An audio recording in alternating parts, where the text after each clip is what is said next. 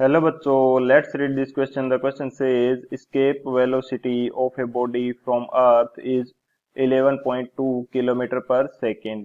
Escape velocity when thrown at an angle of 45 degree from horizontal will be option first 11.2 kilometer per second, option second 22.4 kilometer per second, option third 11.2 divided by root 2 kilometer per second, option fourth 11.2 into root 2 kilometre per second.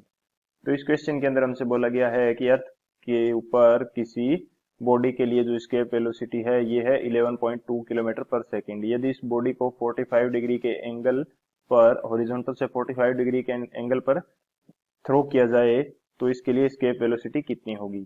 तो बात करते हैं की concept की। की concept के अंदर हम लोग देखेंगे कि जो escape वेलोसिटी है ये बेसिकली होती क्या है एंड इसका जो फॉर्मूला है ये हमारे पास क्या होगा। escape वेलोसिटी उस वेलोसिटी को बोला जाता है कि यदि किसी बॉडी को escape वेलोसिटी के इक्वल वेलोसिटी प्रदान कर दी जाए तो वो अर्थ की सरफेस से escape कर जाएगी या अर्थ के ग्रेविटेशनल फील्ड को छोड़ देगी।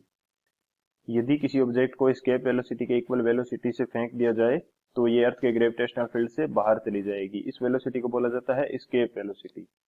एंड जो escape वेलोसिटी है इसका फॉर्मूला हमारे पास क्या होता है, escape वेलोसिटी।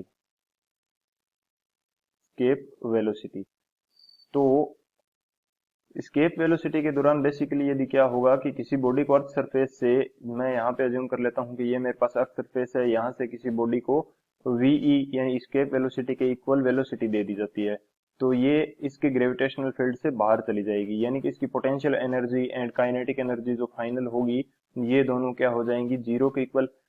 सो जो इनिशियल काइनेटिक एनर्जी होगी वो इनिशियल पोटेंशियल एनर्जी के इक्वल हो जाएगी। तो यहाँ पे यदि मैं शो करना चाहूँ तो काइनेटिक एनर्जी के ई इनिशियल है ये हमारे पास किसके इक्वल हो जाएगी, पोटेंशियल एनर्जी जो पीई है इनिशियल इसके इक्वल हो जाएगी। काइनेटिक एनर्जी की वैल्यू मेरे पास क्या होती है,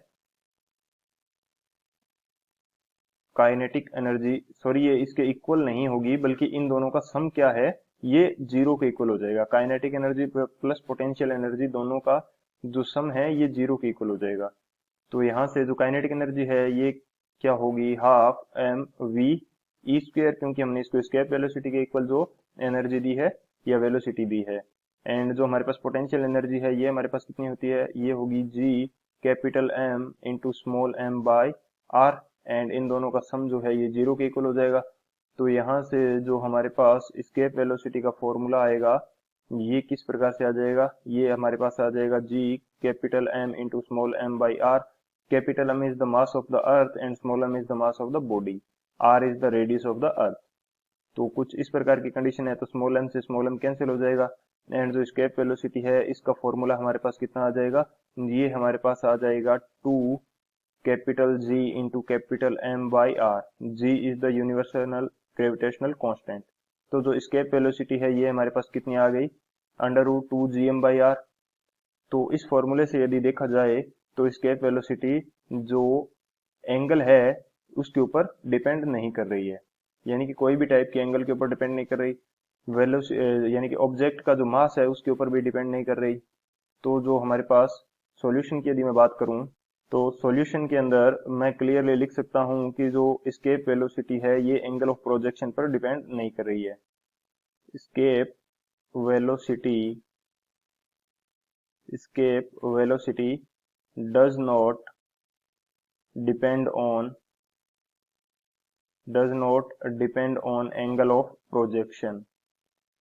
एंगल ऑफ प्रोजेक्शन के ऊपर डिपेंड नहीं करेगी, चाहे एंगल ऑफ प्रोजेक्शन 45 डिग्री हो या 30 डिग्री हो या 90 डिग्री, ये escape वेलोसिटी की वैल्यू ये सेम रहने वाली है। यानी कि 45 डिग्री के एंगल के ऊपर भी इसको थ्रो किया जाए तो भी हमारे पास जो escape वेलोसिटी है ये 11.2 किलोमीटर पर सेकेंड ही रहेगी। तो करेक्ट ऑप्शन हमारा कौन सा हो जाएगा, जो फर्स्ट ऑप्शन है 11.2 किलोमीटर पर सेकेंड, ये हमारा करेक्ट हो जाएगा। So option first is the final answer. I hope you understood it well. Best of luck. Thank you.